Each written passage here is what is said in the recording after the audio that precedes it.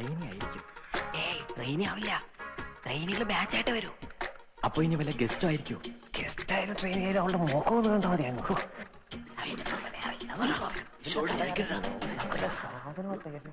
Yes, what happened? Yes, boys. Anything wrong? Nothing, sir.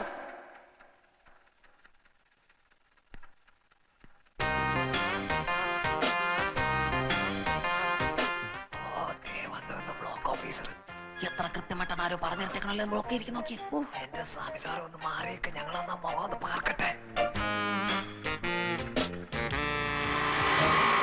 എന്റെ show അവള് പോയി. അവളുടെ മുഖം കാണാൻ പറ്റില്ലല്ലോ.